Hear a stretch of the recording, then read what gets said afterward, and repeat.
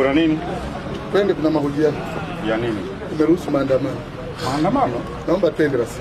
Naomba utumie ustaarabu tu, wewe twende. Nisipotumia ustaarabu nitakuvunjia heshima yako unajionaga wewe. Ivunje. Una heshima wewe. Lakini heshima huna. Haya twende. Twende babu, wewe twende. Sina heshima. Twende wewe. Siendi sasa kwa sababu unanivunjia heshima. Sawa.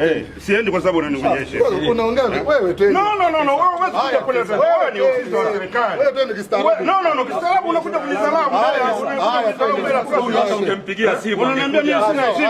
Hata ungempigia simu. Nifanye unachotaka. Twende kistaarabu.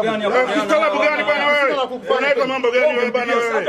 Sikiliza bwana, nyinyi mmemsaidia wewe Tulia, mmemsaidia miaka 5. Sasa hivi ni tamu. Mimi siendi. Anaenda.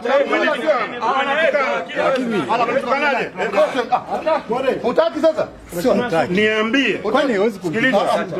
Sikiliza nikwambie. Mimi sio mara kwanza kukamatwa na polisi. Unasikia? Bwana, twende bwana. Unajua bwana wewe, maswala ya kukaa mnasukumana wazee wazima.